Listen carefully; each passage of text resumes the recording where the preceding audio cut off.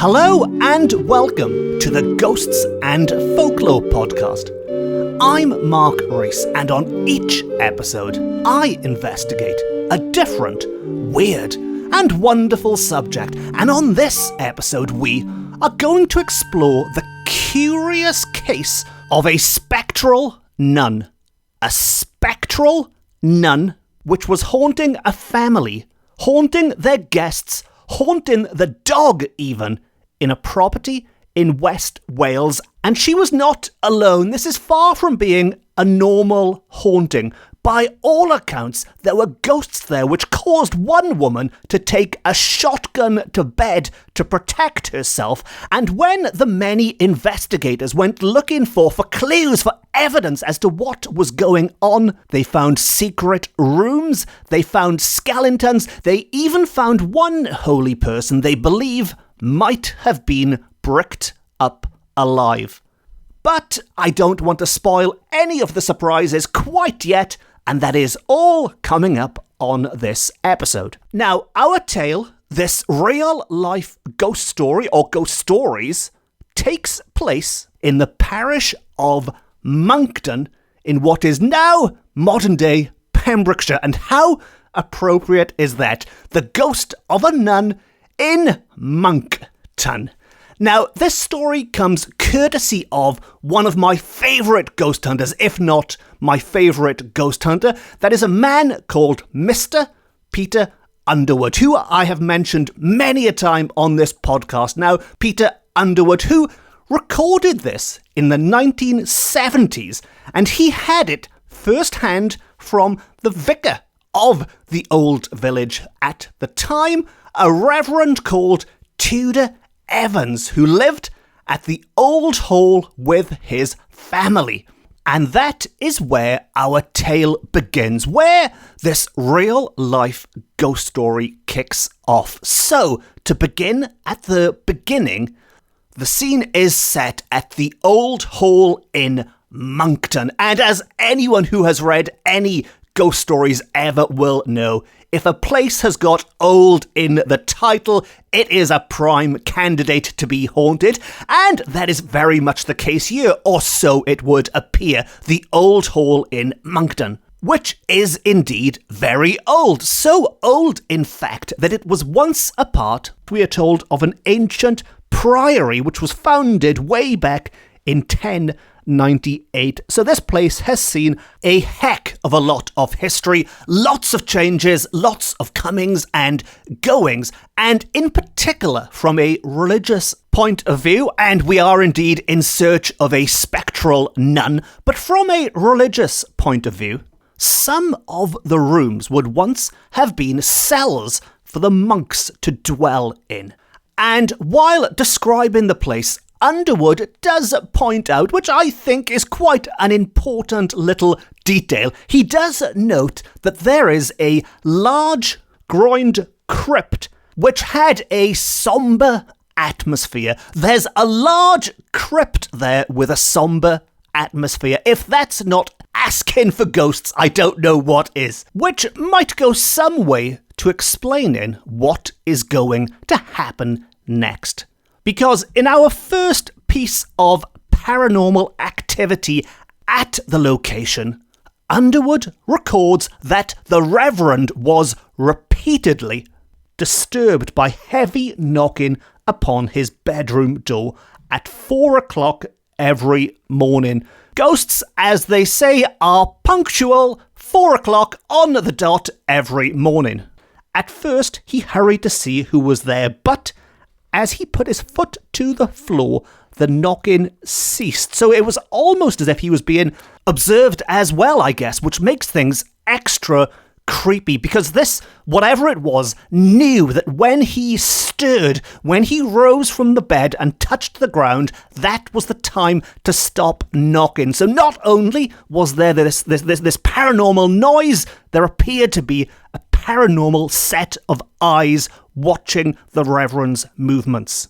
Of course, as he was up and about, he would go and explore, he'd go out the door, he would find no source for it, and after returning to bed, would sleep soundly for the rest of the night. So It wanted to get his attention. It appeared to want him to get out of bed, but nothing more. It would then stop. There was no harm as such. It was, yes, an inconvenience, quite a scary inconvenience, almost like an unwanted alarm clock at 4 a.m. But after rising, after going back to bed, that was the end of that. Well, for now at least, anyway, because there is more. There was one room in particular which the family dog would shun. Now, this has been a popular topic on this podcast over the months and years now, where I've looked at dogs who react differently to potentially supernatural activity. There was one, quite a nice one at Christmas time in the Castle Hotel in Neath, where the dog went crazy, darting from room to room to room. This is the opposite. The dog will not go in the room under any circumstances, no matter what time of day or night, we are told. It doesn't matter who is with the dog, whether the dog's alone, whether all of the family are in there, it will not go in. It refuses to enter that room, but is more than happy to go in every other room in the house. And maybe it wasn't just the dog being a bit weird, because there is some corroboration, human corroboration, that things weren't entirely right in there, because we're told that on one particular day, the vicar's daughter, no name given, but the vicar's daughter saw, and I'll quote, a glow of light when she was outside the room. She was on the landing, but when she looked again, and I'll quote this bit again, she distinctly saw the outline of the head and shoulders of a cowled figure that seemed to be leaning out of the window and apparently waving as though to attract attention. A cowled figure leaning out of the window and waving. And this cowled figure, maybe it brings to mind a monk. Maybe it brings to mind the name of the parish once more, Monkton. Is this entity putting the monk in Monkton? Is it some other cowled figure? All we do know for certain is that the dog certainly did not want to spend any time in its presence. And the paranormal reports do not end there. There is more to come, and our next witness was not really given the option, given the choice of whether or not to spend time in this entity's presence. And this is something which does crop up again and again, and it does baffle me a little bit. But on another occasion, the Reverend had a friend staying in the house with him and his family, and he chose to put his friend in the haunted room for the night. And, surprise, surprise, they are disturbed in some way. People keep doing this again and again, and they act shocked when their guests get spooked in some way. Now, in this case, the room even came to be called the haunted room, so he has no excuse. He can't pretend he doesn't know. It's called the haunted room. But the friend heard, and I'll quote this again, I think it's important to get Underwood's descriptions correct with these things, but Underwood said he heard the rustling of garments moving round and round his bed. So the kind of sounds we would usually in these instances associate with a female ghost. It's usually some kind of lady in white, lady in black, lady in grey, walking around, rustling their clothing, their garments. And in this case, it appears to be walking in a circular motion around the bed again and again. And this guest did try to catch a glimpse of this, what they imagined to be some kind of female ghost circle in their bed. I mean, it could have been a rat for all I know, but they believed there was something there. And to do that, they tried lighting their candle, but no matter what they did, as soon as they lit it, the light was immediately and mysteriously snuffed out. So they spent the night in darkness, unable to light their candle, unable to find a source for this distraction, but I'm assuming it wasn't that loud, that disturbing, that it stopped him from sleeping all night. I don't know. But what I do know is that the activity now is mounting. Clearly, something is not quite right in this place. And as it turns out, Underwood does appear to have uncovered some evidence which might help explain things. And this evidence was discovered inside the church at Monkton. Now, the church in Monkton was or is dedicated to St. Nicholas, the patron saint of Russia, amongst many other things. And of course, nowadays, when we think of St. Nicholas, old St. Nick, we think of jolly Father Christmas, Sean Corrin, Santa Claus. But as I am recording this during a mini heatwave in Wales here, at the height of summer, let us not dwell on the Christmas season, the festivities yet. Let us not dwell on Nadolig. There is plenty of time for the Mary Lloyd to come along and get her cakes and ale later in the year. For now, let us return to Monkton. Let us return to St. Nicholas. And we are going to go off on a slight tangent here. Bear with me on this, because we are going to leap from Pembrokeshire over the seas to one of my favourite countries, over to Italia, because Underwood makes a connection between this church and the Basilica of St. Nicola in Italy, as St. Nicholas is known over the water, and that is where his bones are said to rest in the crypt. And these bones are said to exude a pure water, which signifies the sanctity of God. His bones exude water in honour of the Lord. And like I said, bear with me on this, but we are going to move on to the Medici family. And I've mentioned before how art history is another one of my big passions. I didn't expect to be shoehorning the Medicis into an episode about ghosts in Pembrokeshire, I'll be honest with you, but thank you, Peter Underwood, for giving me the chance. But he says that the golden balls, there were 3 golden balls on the Medici's arms. They were taken off, and if anyone is familiar with the logo of pawnbrokers nowadays, or even if you do an internet search for the symbol of a pawnbroker, you will see outside of a pawnbroker's shop these 3 golden balls, which were once the arms of the Medici family, were not just random golden balls, and they weren't David Beckham fans or anything many centuries before he was born, but in fact, they are derived from the account of St. Nicholas saving the daughters of an impoverished father with bags of gold, hence these golden balls.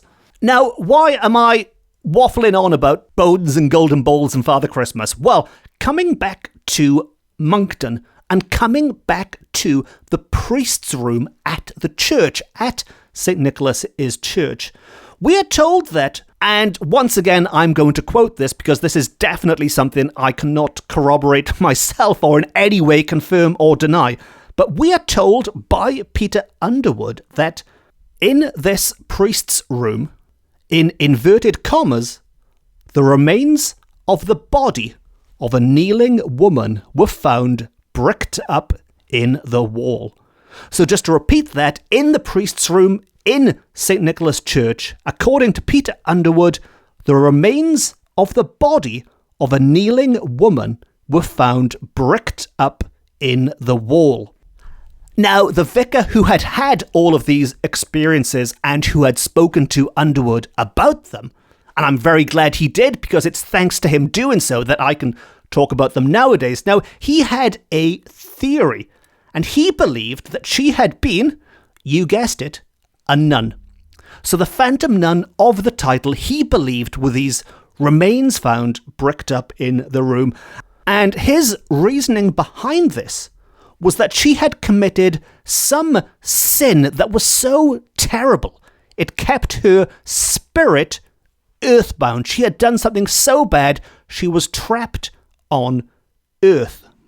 And Underwood does point out that while the church was a ruin which had been restored, but back in the olden days, it would, once before being rebuilt, have been attached to an ancient Benedictine Priory. And this is where all of the pieces of the puzzle, all of the jigsaw pieces, start to fit into place. And he says it is not impossible, and I agree, it is not impossible, that had these nuns been there, which yes they were, one of their duties was to summon the other nuns to service, to devotion, at an early hour each day. In fact, the nuns would be summoned at 4 o'clock in the morning. But had this nun done something so bad, had she committed some kind of terrible sin which saw her turn to Saint Nicholas for forgiveness, and now her spirit remains trapped in Pembrokeshire, where it continues to summon her sisters to prayer, her sisters who have long gone, and instead she summons whoever sleeps in that haunted room that even the dog will not enter. It's like one big, lovely mystery all coming together at the end. It's like the end of an Agatha Christie novel or something, and Peter Underwood certainly thinks so. And to wrap all of this up, this question as to whether or not this spectral nun was indeed calling her sisters to prayer, he says that in some mysterious way, her ghost continued to do so. So, as far as Underwood is concerned, that mystery is wrapped up nicely, but our tale does not end there.